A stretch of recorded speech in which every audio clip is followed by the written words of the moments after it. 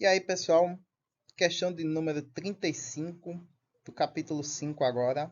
Um bloco começa a subir um plano inclinado sem atrito com uma velocidade inicial de 3,5 metros por segundo. O ângulo do plano inclinado é de 32 graus. Que distância vertical o bloco consegue subir? Quanto tempo o bloco leva para atingir esta altura?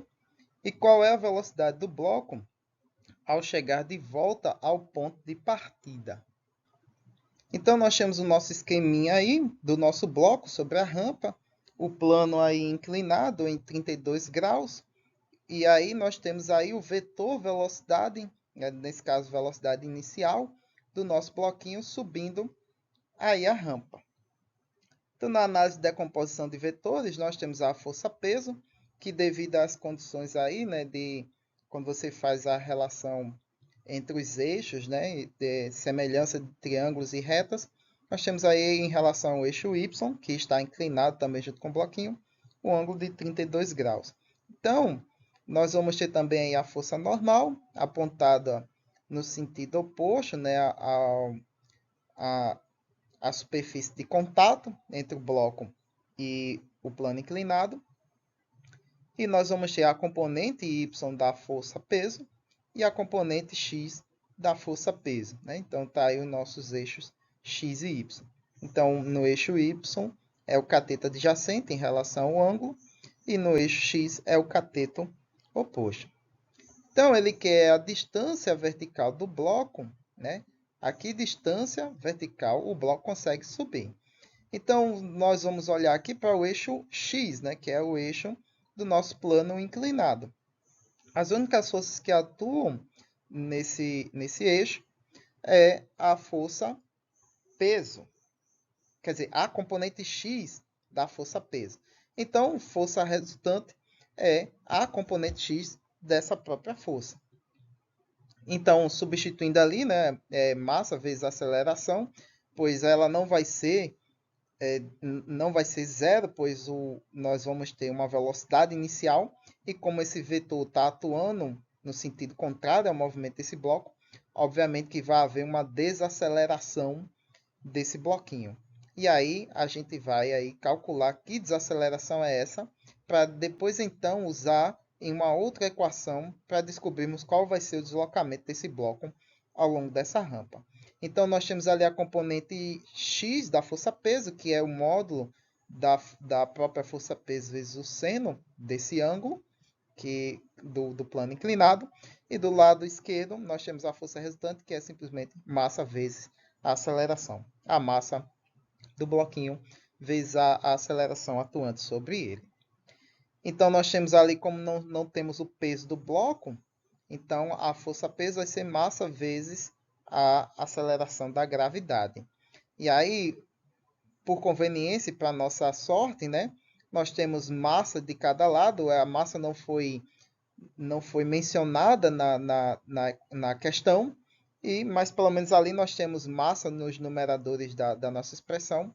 Como são as mesmas, a gente pode eliminar da nossa igualdade, sobrando apenas a relação entre a aceleração do bloco, o resultante, igual a o módulo da aceleração da gravidade vezes o seno de 32.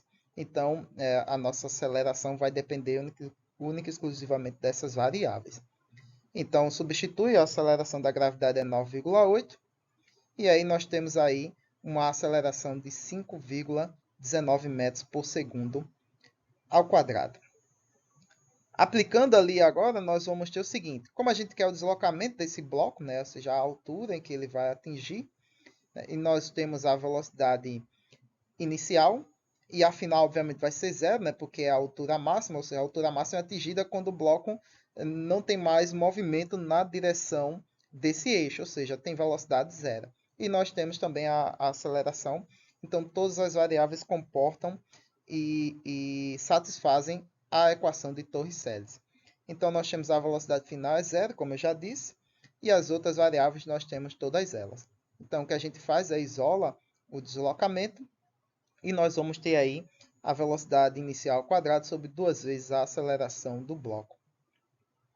Substituindo os valores e resolvendo, nós vamos ter aí que o deslocamento em que o bloco vai ter nesse eixo, né, no eixo vertical, é de 1,18 metros.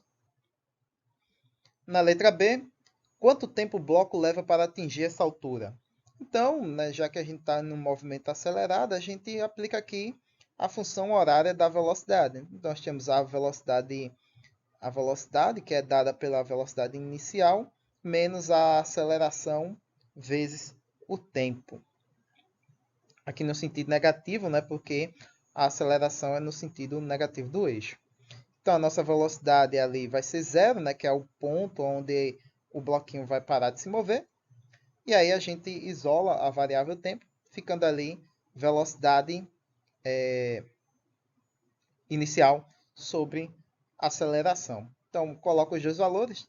A velocidade inicial 3,5 sobre a aceleração, que é 5,19. Então, nós temos aí um tempo de 0,674 segundos. Né? Então, ou seja, um pouco mais de meio segundo para o bloco se deslocar esses 1,18 metros. E aí, na letra C, qual é a velocidade do bloco ao chegar de volta ao ponto de partida? Então, obviamente que, como a gente está em um plano sem atrito, então o objeto sobe a rampa desacelerando, atinge o ponto máximo de altura e depois volta acelerando. Né? Acelerando como? Né? De acordo com a força exercida por ele na componente x, né? Que é o modo da força-peso vezes o seno de θ. Mas se você for traçar um paralelo com o lançamento vertical, como não há nenhuma força dissipativa, né, como a de atrito, então isso significa que o ponto em que ele atinge o ponto de partida no qual ele passou com a velocidade de 3,5 metros por segundo, no retorno, né, com a desaceleração e depois fazendo o caminho inverso, acelerando, então ele vai passar por esse mesmo ponto com a mesma velocidade com que ele partiu, 3,5 metros por segundo. Então, na letra C, a velocidade no ponto que ele vai passar vai ser de 3,5 metros por segundo, a mesma daqui quando ele partiu subindo a rampinha. Muito bem, pessoal. É isso aí. Dúvidas, críticas, sugestões aí na caixa de comentários. Curtem, compartilhem e até a próxima questão.